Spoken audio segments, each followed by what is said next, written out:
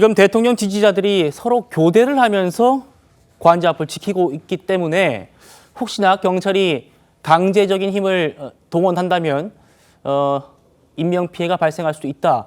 권영태 비대위원은 지금 그 점을 지적하는 것 같습니다. 그런 일은 없어야겠습니다. 그런데요. 윤석열 대통령 수색 영장에요. 이런 문구가 담겨 있다고 해서 또 크게 논란이 되고 있습니다. 보시죠. 형사소송법 제110조와 111조 적용을 예외로 한다. 110조 군사상 비밀을 요하는 장소, 111조 직무상 비밀에 관한 물건. 지금 경호처가 체포영장 집행을 막아서는 근거가 이 형사소송법 110조, 111조인데 법원이 지금 영장을 발부하면서 이거는 적용할 수 없다라는 문장을 집어넣었다는 겁니다. 이현종 의원님. 네. 저도 이 얘기를 딱 들었을 때 처음 든 생각은 영장 판사가 있는 법을 적용하지 말라 할 수 있는 권한이 있나? 이거거든요. 어떻게 보세요? 저게 이제 압수수색 영장이 아니고 체포 수색 영장. 예. 네, 압수수색 영장이 아니고 체포 영장에 그 문제가 지적돼 있다는 걸 알고 체포 영장과 함께 수색 영장이 나왔는데 그렇죠. 수색 영장이 이런 게 있다는 그렇죠. 겁니다. 압수 영장이 아니고. 예. 그러니까 저거는 이제 뭐냐면 사실은 이제 압수수색 영장이 그동안 몇 차례 발부가 됐지 않습니까? 근데 그거 집행을 못 했거든요. 그 집행을 못한 근거가 바로 이 형사소송법 110조와 111조에 있습니다. 그러냐면 지금 대통령 관저와 이런 것들이 군사상 보호시설, 비밀을 유지하는 시설로 돼 있거든요. 그렇기 때문에 지난번에도 이 직접 하다가 원래는 이제 가면 임의로 이제 협의해서 그쪽에서 경호처에서 이제 내주는 형식으로 이제 이루어졌는데 그걸 그동안 경찰이나 공수처가 했는데 다 하지는 못했어요. 바로 이 조항인데 문제는 이번에 이제 서부지법에서 영장 전담 판사가 이걸 내주면서 이 조항 두 개의 어떤 적용을 예외로 했습니다. 네. 그 이유는 아까 말씀드린 경호처가 실제로 막을 수 있는 근거 이거를 지금 전부 다 없애버렸거든요. 그러므로 인해서 지금 경호처 아까도 이제 공수처장 이야기했지만 이거를 하게 될 경우에 특수공무집행 방해가 된다라고 이제 이야기하는 거 아니겠습니까? 예.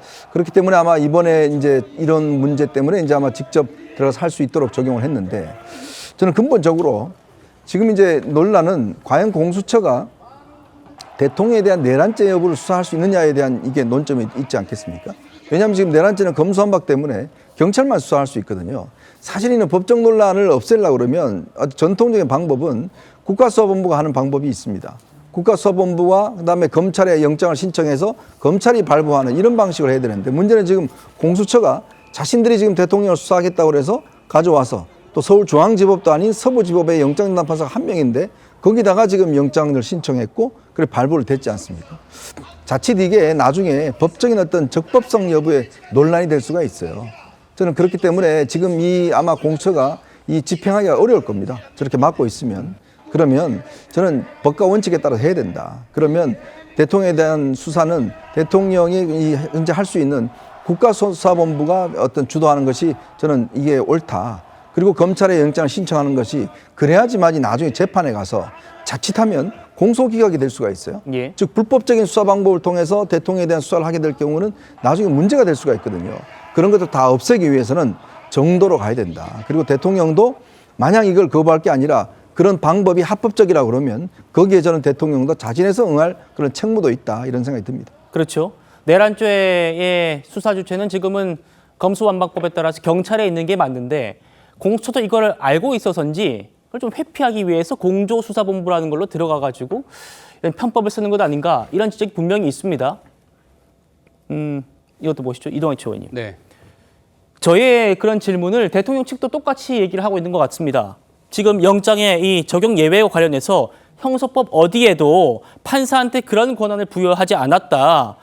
심지어는 대법원이 그 판사 징계해야 한다. 이렇게 말까지 하고 있어요. 지금 국민의힘에서 공수처가 이 서울 서부지법에 영장 신청한 이유가 받을 판사, 그러니까 발부 받을 가능성이 큰 판사에게 했다. 이런 얘기까지 나오고 있는데 뭔가 좀 이례적인 이런 문구가 들어가가지고 그런 의혹을 좀 더 키우고 있는 건 맞아 보입니다. 어떻게 보십니까?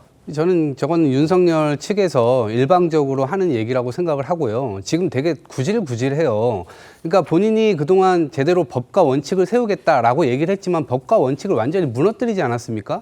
민주공화국에 총칼을 들고 국회를 쳐들어와서 군홧발로 짓밟았습니다. 그리고 포고령, 포고령도 법에 없었던 거예요. 그런데 포고령 1조에 이 국회의 어떤 이 권능을 완전히 말살시키는 그런 조항을 넣어놨잖아요. 법에 없는 걸 본인이 해놓고 이제 와가지고 여기서 법에 없는 걸 한다라고 어거지를 피우고 있는 거예요. 그리고 본인이 이번 건과 관련돼서도 적법하게 자기는 조사받겠다라고 얘기를 했잖아요. 그럼 자기 제발로 나와야죠. 그러니까 3번이나 체포영장 내기 전에 3번이나 나오라고 했지 않습니까? 근데 나오지 않고 있다가 체포영장 발부되니까 끝까지 저렇게 이제 저항을 하는 모습을 보이는 것이 저는 국민들 앞에도 저게 온당하지 않다. 그리고 영장 발부 사유가 뭡니까?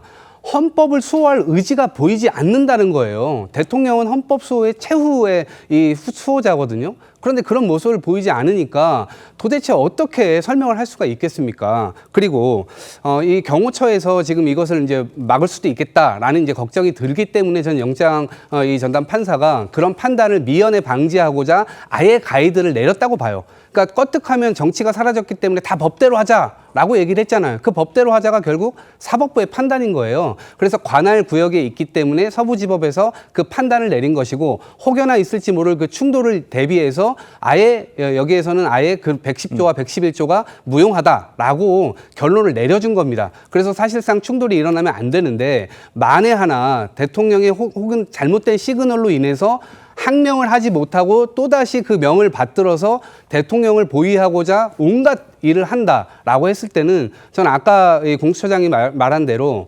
특수공무집행 방해죄나 아니면 권한남용죄나 아니면 내란범 비호, 내란범 은닉죄로 다 처벌받을 수 있다라는 생각을 분명하게 해야 된다라는 생각이고 예. 또 하나 이 국민들로부터 세금을 받고 있어요.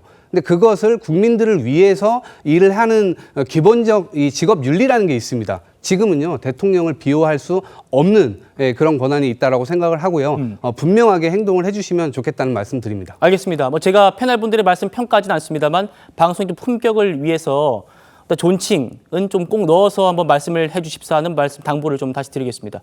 반론 있으십니까? 간단하게 말씀드리자면 법과 법이 상충되고 있습니다. 충돌하고 있습니다. 다 형사소송법입니다. 그렇다면 그 법이 판사가 서로 상충하는데 하나의 법은 예외로 둔다. 이렇게 단정적으로 얘기할 수 있나요? 누가 그런 권한을 준지 저는 이해가 안 가고요.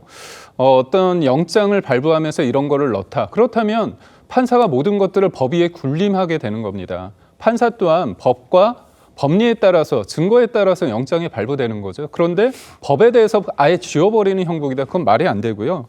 저는 야당 쪽에 좀 문제 제기하고 싶은 게 뭐냐면 지금 헌법 탄핵 심리 절차에 들어가고 있고요. 지금 대통령도 변호사를 선임해가지고 이 수사 관련해서 임하고 있습니다. 그런데 여전히 내란이 진행되고 있다는 어떤 혼란, 사람들을 굉장히 혼란케 하고 무서움에 떨게 해서 뭔가 정치적을 이득을 꾀하고자 하는 부분이 없지 않아 있다고 보거든요. 헌재 시간이 가고 있고요. 법정의 시간, 그다음에 수사기관의 시간이 가고 있습니다. 그러면 차분하게 하면 되는데 여전히 이거를 굉장히 압박하고 있다. 최근에 이재명 대표가 그런 얘기를 했습니다. 세상의 모든 의미 있는 것들은 위험 속에서 이루어졌다. 그런데 그 위험을 누구보다도 적나라하게 이용하시는 분이 누군가 그런 생각을 해봅니다. 그래서 정치의 영역은 이런 혼란과 그런 게 아니라 민생과 경제를 위해서 좀 차분하게 했으면 좋은데 그러지 못하고 있는 이런 상황에 대해서 굉장히 허무함을 느낍니다. 예.